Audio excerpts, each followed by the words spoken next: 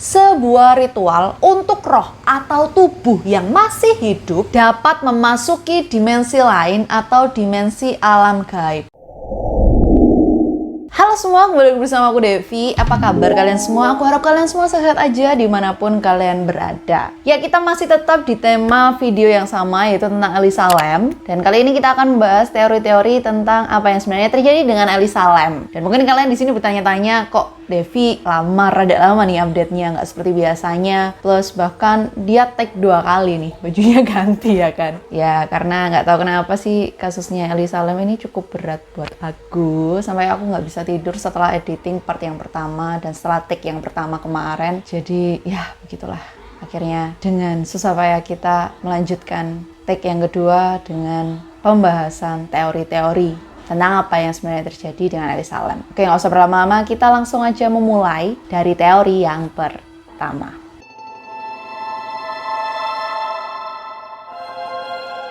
Teori yang pertama ini adalah teori yang diyakini oleh pihak berwajib dan menjadi penyebab resmi meninggalnya Elisa Lam, yaitu kecelakaan akibat penyakit mentalnya. Seperti yang kita tahu, di video yang pertama aku sudah menjelaskan kalau Elisa Lam ini sudah menderita penyakit mental sejak lama, yaitu lebih presisinya adalah dia menderita bipolar dan juga depresi yang bisa dibilang mengganggu kehidupannya sehari-hari. Bahkan kalau kalian ingat, disebutkan juga dia sampai keluar dari beberapa kelasnya di universitas karena gangguan mental yang dia alami, dan dia juga bahkan sampai harus mengkonsumsi obat-obatan mental secara rutin, yang mana tentu saja bisa dibilang kondisi ini pun menjadi pertimbangan ketika dia pergi berwisata ke LA dan beberapa tempat lainnya. Dan kalian juga masih ingat kan, pada awal waktu aku cerita di part yang pertama juga, itu Elisa Lam sempat harus dipindahkan ke kamar untuk 1 orang, padahal dia bookingnya adalah untuk sharing room atau kamar lebih dari 1 orang, beberapa orang ditempatkan di 1 kamar, tapi dia harus dipindahkan karena teman-teman sekamarnya itu merasa tidak nyaman dengan perilaku Elisa, yang mana mereka gambarkan sebagai perilaku yang sangat aneh dan tidak biasa. Bahkan ketika dia berwisata dan dia menghadiri rekaman live-nya Conan di Bamberg, dia harus diusir karena tingkahnya yang sangat mengganggu. Plus ketika waktu dilakukan otopsi, dokter yang bertanggung jawab mengatakan bahwa tidak ditemukan kandungan obat-obatan mental dalam tubuh Elisa, yang mana diduga jangan-jangan pada saat itu Elisa tidak mengkonsumsi obat mentalnya secara rutin. Lebih tepatnya ketika jalan-jalan itu dia merasa bahwa obat mentalnya ini mengganggu perjalanannya. Dan ya inilah diyakini oleh pihak berwajib sebagai bukti-bukti kuat bahwa kondisi mental Elisa pada saat itu memang sangat buruk. Pihak berwajib juga meyakini alasan Elisa untuk tidak mengonsumsi obat-obatan mentalnya ini karena agar bisa menikmati liburan dengan lebih menyenangkan lagi. Karena kalau kita tahu, efek samping obat-obatan yang harus diminum Elisa itu bisa dibilang sangat mengganggu kalau kita sedang bepergian atau traveling sendiri. Karena efek sampingnya diantaranya adalah mengantuk, sakit perut, mual, muntah, sakit kepala, mulut kering, penglihatan kabur, dan tremor. Yang mana gejala-gejala ini sangat menyusahkan kalau kalian sedang akan berlibur seorang diri, plus itu juga di negara yang sangat jauh. Dan kalian nggak bisa bergantung dengan siapapun. Dan ya, kalian ingin menyenangkan diri kalian dengan melihat-lihat pemandangan dan melakukan aktivitas-aktivitas yang ingin dilakukan ketika berwisata di luar negeri. Dan mungkin saja itu yang diputuskan Elisa untuk tidak mengkonsumsi obat-obatan tersebut, yang malah berakhir buruk sekali kepada kesehatan mentalnya, hingga akhirnya penyakit mentalnya itu kambuh dan membuat dia merasakan halusinasi-halusinasi atau bayangan-bayangan yang menghantui dia. Dan puncaknya terjadi pada hari keempat dia berada di Cecil Hotel. Diyakini pada malam hari ketika Elisa terekam di CCTV, ia saat itu sedang mengalami halusinasi, yaitu dikejar seseorang atau sesuatu yang membuatnya ingin bersembunyi dari hal tersebut. Oleh karena itulah dia pergi dari kamarnya, kemudian dia masuk ke dalam lift untuk mencari pertolongan. Dan akhirnya karena dia sangat kebingungan, dia lalu memencet semua tombol yang ada di dalam lift tersebut dan bertingkah aneh seperti yang ada di CCTV di dalam lift tersebut. Yaitu dia sempat melihat keluar untuk memastikan tidak dikejar oleh seseorang atau sesuatu tersebut, lalu sempat menggerak-gerakkan tangannya seperti memegang sesuatu, dan akhirnya dia lalu pergi. Kemudian setelah dia pergi dari lift tersebut, diyakini Elisa menggunakan tangga darurat menuju ke rooftop, tempat di mana tangki air berada. Setelah itu, dia bersembunyi di rooftop tersebut yang dia yakini sebagai tempat persembunyian yang paling aman, dan karena halusinasinya ini tidak kunjung hilang dan bahkan semakin parah dan dia semakin parno atau ketakutan, dia akhirnya memilih untuk bersembunyi di tempat lain, yaitu tangki air. Yang tentunya itu bukan merupakan pilihan yang bagus juga, dan pada saat itu sebenarnya dia nggak ada pemikiran untuk melakukan bunuh diri, ataupun ya kalaupun memang dia melakukan bunuh diri, kenapa nggak dia lompat aja dari rooftop tersebut, karena kan ya hotel lantai 15, kalau dia lompat ya udah lah ya habis kan ya kan. Tapi ini dia melihat ke tangki air tersebut yang membuatnya mungkin bisa lebih safe, jadi ya udah dia memilih untuk masuk ke dalam tangki air tersebut. Dan ya ketika dia masuk ke dalam tangki air tersebut, tentu saja dia akan tenggelam karena kan ya tangki airnya gede banget, dan ya gimana kamu tiba-tiba nyemplung terus nggak ada tangga juga buat kalian keluar dari dalam tangki air tersebut. Dan ya seperti skenario selanjutnya sesuai dengan kronologi pencarian Elisa, ya itulah yang terjadi kepada Elisa. Tetapi walaupun memang pada saat itu nih Elisa dengan sengaja tidak meminum obatnya hingga akhirnya dia mengalami halusinasi, dan seandainya pun pada saat itu memang dia berhalusinasi, maka seharusnya dia tidak akan menyadari lokasi CCTV di hotel yang tentunya dia pasti akan terekam di CCTV di Hotel Cecil. Tapi ini seolah-olah dia mengerti di mana lokasi CCTV-nya dan menghindari lokasi tersebut agar tidak terekam oleh CCTV hotel. Lalu pertanyaan kedua adalah bagaimana dia masuk ke dalam rooftop yang memang hanya diizinkan untuk dimasuki oleh karyawan. Ya mungkin kalian di sini berpikiran, aduh Dev, itu gampang lah, kalau tinggal lihat cari-cari jalan-jalan tikus pasti ada, dan mungkin aja Lisa menemukan. Tapi gimana caranya dia bereksplor di hotel tersebut yang memang dia baru tempatnya hanya belum lama, belum ada seminggu, bahkan cuma 4 hari doang di situ, tapi kok dia bisa menemukan jalan-jalan tikus itu? Kan itu yang menjadi pertanyaan juga, kok bisa gitu ya kan. Terus nih pertanyaan selanjutnya adalah bagaimana cara dia masuk ke dalam tangki air. Jadi FYI aja, tangki air itu merupakan tangki air yang bukan tangki air biasa yang mungkin kalian punyai atau yang mungkin kita punyai di kantor kita gitu, enggak. Ini tangki air hotel yang gede banget dan yang memuat air untuk semua kamar yang berada di 15 lantai tersebut, yang mana ya tingginya gede banget. Dan kalaupun kalian mau naik ke dalam tangki air tersebut, kalian membutuhkan tangga, yang mana tangga itu tidak standby di tangki itu. Jadi kalau umpama ada maintenance atau apa, kalian harus memindahkan tangga portable untuk diletakkan di tangki air tersebut dan kalian bisa manjat di atasnya. Kemudian setelah itu kalian harus membuka tutup tangki air tersebut, yang itu berat banget sumpah deh. Itu nggak tahu ya kan, kalau cewek kayaknya ya rada berat sih, kalau kita punya otot mungkin bisa ya kan, tapi kayaknya Elisa sedikit diragukan. Terus kalaupun sudah, gimana caranya ketika dia sudah masuk ke dalam tangki itu ya, kalaupun dia merasa oke, ada yang meninggalkan tangga mungkin Dev, oke, ada yang kebetulan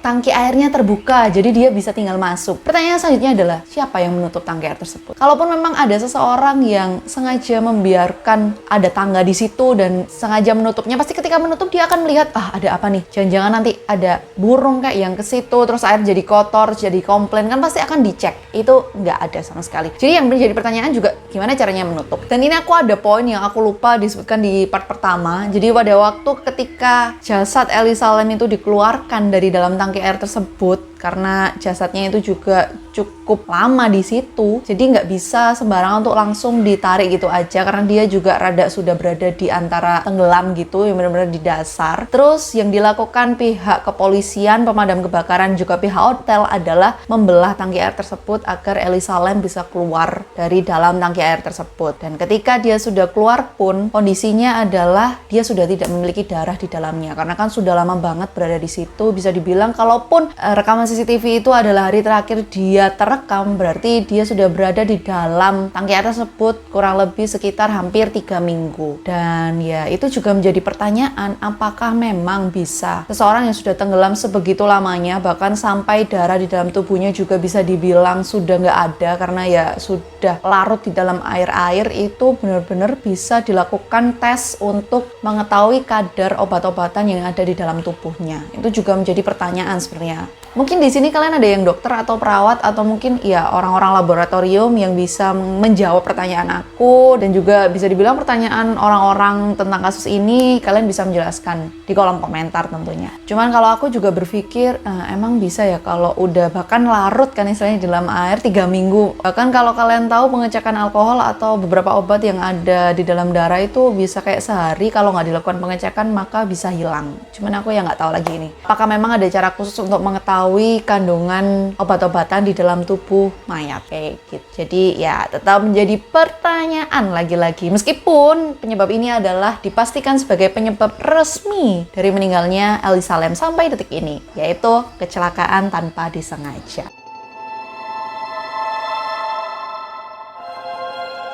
Kemudian teori yang kedua adalah Elisa Lam kemungkinan dibunuh oleh salah satu karyawan Hotel Cecil. Jadi di teori ini diyakini bahwa ada seorang karyawan yang tidak menyukai perilaku Elisa Lam yang dianggap sangat menyusahkan. Dan karena itulah awalnya dia berusaha untuk mengerjai Elisa dengan cara menakut-nakutinya selama beberapa hari. Dan puncaknya terjadi di malam dia terekam di CCTV lift atau di saat dia terakhir kali terlihat. Dipercayai saat itu karyawan tersebut membuat skema lanjutan untuk menakut-nakuti Elisa, yaitu dengan cara memanipulasi lift. Dan ini bisa dilihat kalau kalian mengamati dari rekaman CCTV di dalam lift, terlihat jelas adanya keanehan dari lift tersebut, yaitu waktu lift menutup. Biasanya nih kalau kita di dalam lift, waktu menutup liftnya itu tidak terlalu lama. Ya kalau kalian biasanya masuk tuh, itu kayak cuma beberapa detik, nggak sampai menit itu langsung menutup. Tetapi ini anehnya ketika di dalam rekaman CCTV itu, ketika Elisa masuk ke dalam lift dan menekan beberapa tombol lift ini tidak mau menutup. Yang biasanya kalau nggak mau menutup itu karena ada seseorang yang menahan tombol lift untuk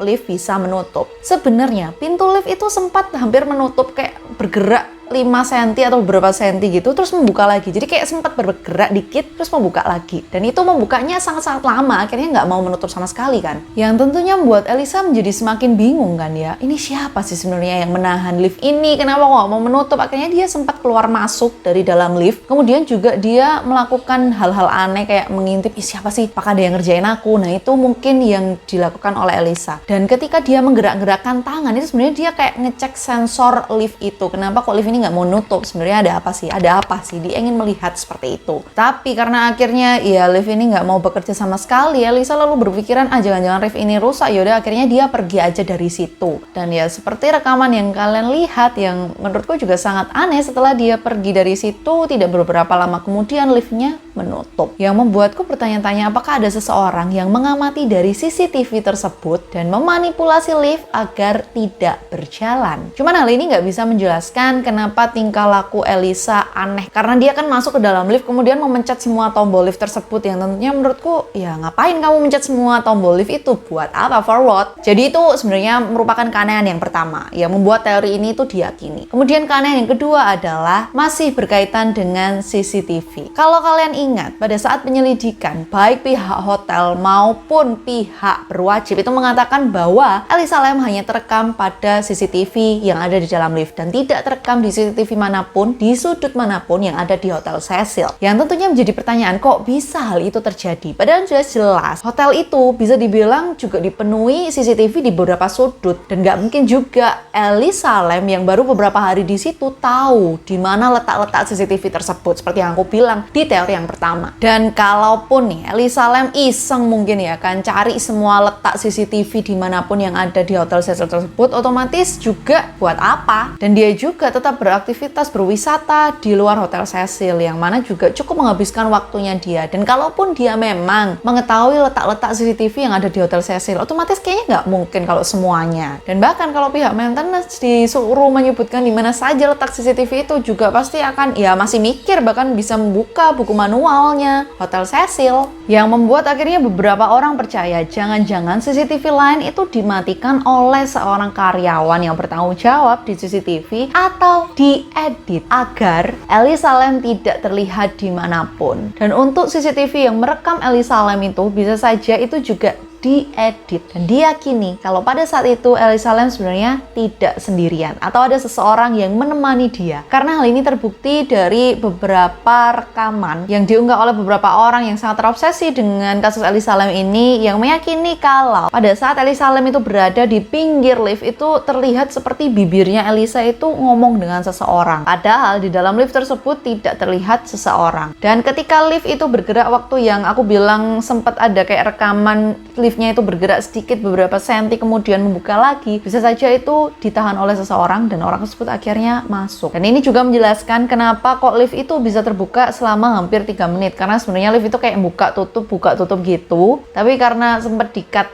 begitu, jadi akhirnya CCTV itu bisa terlihat terbuka selama 3 menit. Yang tentunya hal ini hanya bisa dilakukan oleh karyawan Hotel Cecil. Selain itu, kondisi pada saat mayat Elisa Lam ditemukan, yaitu yang berada di area rooftop, di mana hanya pihak karyawan saja yang bisa masuk dan mengakses tangki air tersebut, juga bisa menjadi dugaan yang sangat kuat tentang adanya keterlibatan karyawan Hotel Cecil dalam kejadian Elisa Lam ini. Cuman yang menjadi misteri di sini adalah kalaupun memang karyawan Hotel Cecil ini terlibat, kayaknya nggak mungkin kalau dilakukan oleh satu orang, pasti dilakukan oleh beberapa orang. Karena ya kalian tahu kan, penanggung jawab untuk yang di CCTV, kemudian untuk yang di area rooftop itu tidak mungkin kalau dilakukan hanya untuk satu orang saja.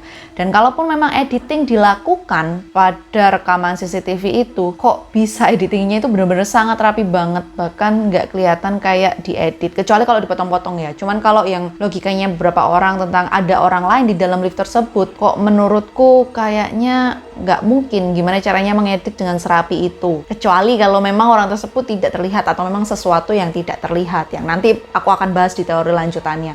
Cuman ya aku menjadi sedikit tanda tanya dengan apakah mungkin memang karyawan pihak Hotel Cecil ini terlibat. Tapi ya kalau melihat dari lokasi ditemukannya mayat seperti ya area rooftop itu, kemudian tangki dalam air yang tentunya kalau memang Elisa Lam bisa masuk ke dalam tangki itu, otomatis kan tangki air tersebut masih dalam keadaan terbuka dan pasti ada yang menutup tangki air tersebut, dan siapa yang menutup ini itu kan menjadi pertanyaan juga. Dan kalaupun dia menutup, otomatis kalau dia nggak ngelihat itu dia juga salah, karena SOP-nya itu jelas tangki air harus selalu dalam keadaan tertutup, karena itu juga akan dikonsumsi oleh tamu-tamu hotel, yang mana kalau memang terbuka dia harus memastikan apakah ada sesuatu yang ada di dalam tangki air tersebut, yang pastinya menurutku ya pasti ada sesuatu kalau memang tangki airnya terbuka. Bisa aja mungkin burung yang jatuh. Dan kalau melihat kondisi Elisa yang ditemukan di dalam tangki tersebut tidak berbusana dan hanya beberapa barang miliknya yang mengambang di atasnya, itu kayak membuat kemana? Kenapa? Kok bisa dia masuk ke dalam situ? Apakah dia melepas bajunya dulu for what? Itu juga kan menjadi pertanyaan. Cuman selama aku cari tahu kondisi Elisa pada saat dilakukan otopsi itu tidak disebutkan tentang adanya kemungkinan penyerangan secara seksual. Yang tentunya juga sebenarnya itu bisa menjadi salah satu teori tambahan dalam kasus ini. Tapi ya kalau dari beberapa bukti-bukti yang aku sempat sebutkan dan juga kondisi tentang penemuan mayat Elisa ini, apakah mungkin sebenarnya adanya keterlibatan karyawan Hotel Cecil? Coba kalian komen di bawah. Oke, kita lanjut ke teori yang ketiga.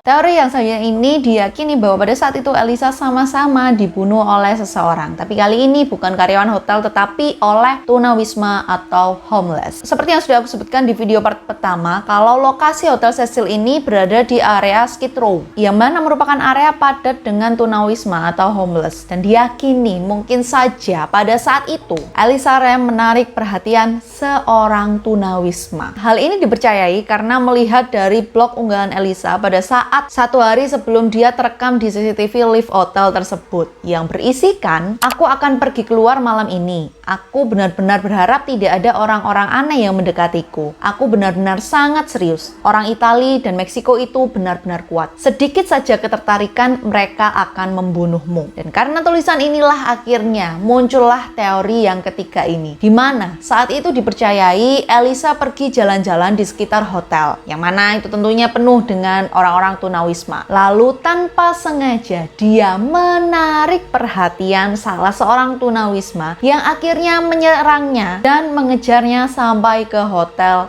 Cecil. Nah, kemudian Elisa yang dikejar pada saat itu lalu berusaha kabur dengan cara menaiki lift Hotel Cecil, yang sesuai dengan yang terekam di rekaman CCTV itu, ya dia sempat melihat keluar, memastikan ada orang apa enggak, kemudian dia masuk lagi dan mencet lift dengan terburu-buru kayak gitu, terus akhirnya dia keluar lagi dan dia seperti melakukan percakapan dan gerakan-gerakan tangan karena dia seolah-olah membela diri, ya jangan dekati saya dan lain sebagainya. Mungkin itu kata-kata yang diucapkan oleh Elisa Lam pada saat itu. Dan tunawisma ini tetap tetap mengejar Elisa hingga sampai dia di area lantai paling atas atau area menuju ke pintu rooftop. Nah, kemudian pada saat mereka melakukan pengejaran itu, Elisa melihat bahwa pintu rooftop itu tidak tertutup, sehingga dia berhasil masuk ke dalam area rooftop tempat tangki air berada. Begitu juga dengan tunawisma tersebut. Dan ketika mereka sudah berada di area rooftop tersebut, tunawisma ini melakukan hal yang tidak senonoh ya, yang kalian tahu. Kemudian dia menghilangkan bukti dengan cara menyeburkan Elisa ke dalam tangki air tersebut dan menutupnya, kemudian pergi dari hotel tersebut. Itu adalah kemungkinan yang pertama. Kemungkinan yang kedua, ketika Elisa sudah masuk ke dalam area rooftop, dia melihat ada tangki air, dia mencoba bersembunyi di sana. Pada saat itu tangki air masih terbuka dan dia meminta tolong kepada tunawisma ini, dan ketika tunawisma itu melihat, karena dia ya masih marah dengan Elisa Lam, dia akhirnya menutup tangki air tersebut dan membiarkan Elisa Lam meninggal di situ. Kemudian pergi dari dalam hotel. Dan ini juga menjelaskan hilangnya ponsel Elisa yang mungkin dirasa juga diambil oleh seseorang. Meskipun pada satu hari sebelum dia menghilang, dia mengatakan kalau ponselnya sempat menghilang atau kayak ketelisut gitu, dia belum bisa menemukannya. Dan dia juga tidak diyakini sebenarnya ponselnya ini sudah ketemu atau enggak ketika terakhir kali dia terekam di dalam lift itu. Dan kalaupun memang sudah ketemu dan diambil oleh seseorang atau tunawisma itu juga menjelaskan kemana hilangnya baju Elisa dan juga beberapa barang-barang yang dia bawa pada saat itu. Nah, kemudian di sini pasti kalian akan bertanya, kok bisa tunawisma masuk ke dalam Hotel Cecil? Nah, disinilah terlibatnya karyawan Hotel Cecil. Jadi diduga pada saat itu ada kelalaian dari Hotel Cecil sehingga secara tidak sengaja mereka membiarkan tunawisma dapat masuk ke hotel tersebut. Jadi benar-benar tidak sengaja. Ketika Elisa Lam sudah masuk ke dalam hotel, dia merasa aman karena sudah dijaga oleh para satpam dan juga ada customer service di situ yang take care untuk dia. Tapi ternyata secara tidak sengaja ketika ya entah terjadi sesuatu atau memang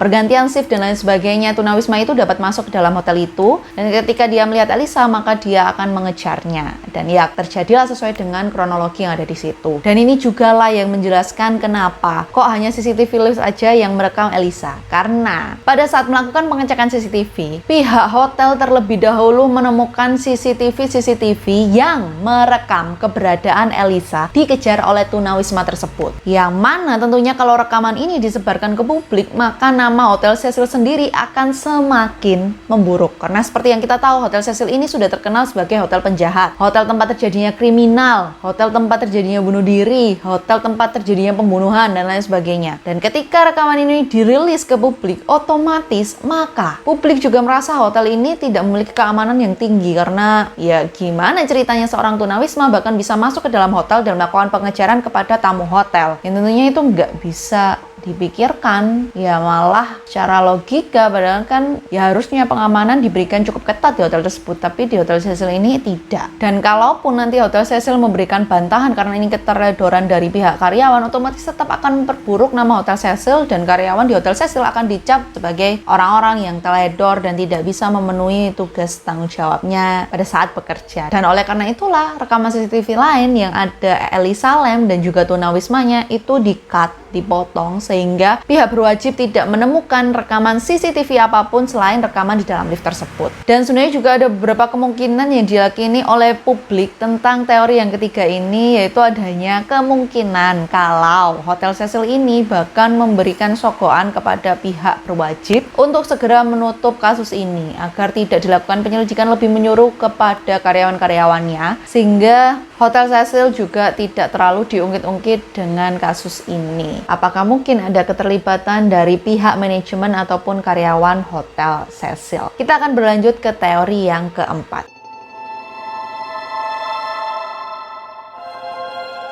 Teori yang terakhir ini meyakini bahwa kejadian yang menimpa Elisa Lam disebabkan oleh makhluk halus atau setan dari sebuah permainan horor. Jika kalian tahu, Hotel Cecil ini memiliki sejarah-sejarah yang sangat kelam. Mulai dari Percy Ormond Cook yang menembak dirinya sendiri di tahun 1927, kemudian di Hotel Cecil ini juga, kalau kalian tahu tentang kasusnya Black Dahlia yang menghilang di tahun 1947, ini merupakan hotel terakhir tempat di mana Black Dahlia belum menghilang. Kemudian ada juga Richard Remizer, seorang pembunuh berantai yang sempat aku sebutkan di part pertama, yang disebut sebagai The Night Stalker, yang membunuh korbannya di hotel ini pada tahun 1980-an. Dan ada juga pembunuh berantai lain yang bernama Jack Arthur Weger yang berada di hotel ini di tahun 1991. Bahkan menurut dua pembunuh berantai ini, baik The Night Stalker maupun Arthur Weger itu bilang kalau Hotel Cecil ini sangat-sangat mereka cintai dan bahkan mereka menyebutnya sebagai rumah mereka. Yang mungkin tentunya karena atmosfer Hotel Cecil yang sangat creepy dan juga sangat mengerikan sehingga seorang pembunuh berantai sangat nyaman berada di hotel tersebut. Dan selain kasus yang terkenal ini, Hotel Cecil sendiri juga terkenal sebagai tempat untuk bunuh diri dan itu juga lah yang menyebabkan kenapa pihak manajemen hotel itu menginstal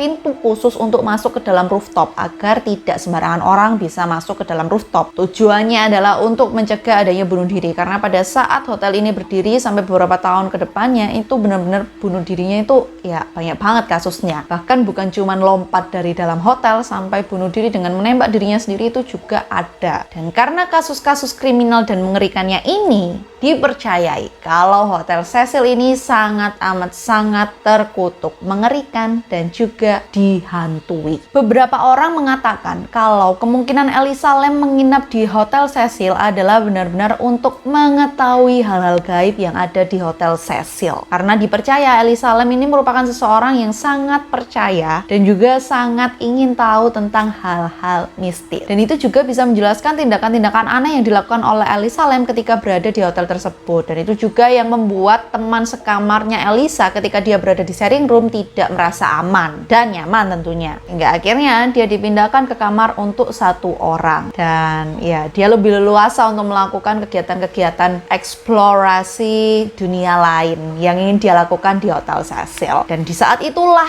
Elisa Lam dipercayai merencanakan untuk melakukan sebuah permainan horor yang benar-benar sangat mengerikan, yaitu sebuah permainan yang melibatkan lift yang bernama elevator game. Yang mana kalau kalian tahu tentang permainan elevator game ini, syarat-syaratnya atau minimal untuk bisa memainkan permainan ini itu semuanya dimiliki oleh Hotel Cecil. Yang pertama, permainan ini harus dilakukan di sebuah gedung yang memiliki tingkat minimal 10 lantai dan Hotel Cecil memiliki 15 lantai. Yang kedua, harus berada di gedung yang memiliki lift dan Hotel Cecil memiliki lift. Yang ketiga, harus berada di gedung yang memiliki catatan kriminal atau kemungkinan adanya hal-hal mistis di hotel tersebut. Dan Hotel Cecil tentu saja memilikinya. Di mana ketika syarat ini bisa membuat Elisa Lam memainkan elevator game. Yang tentunya syarat-syaratnya bukan hanya ini, karena dia harus melakukan istilahnya kayak ritual-ritual lain yang harus dia penuhi. Seperti kayak masuk ke dalam lift, terus memencet lantai lift tertentu selama beberapa kali. Dan juga tidak boleh berbicara dengan sesuatu, kayak gitu-gitu itu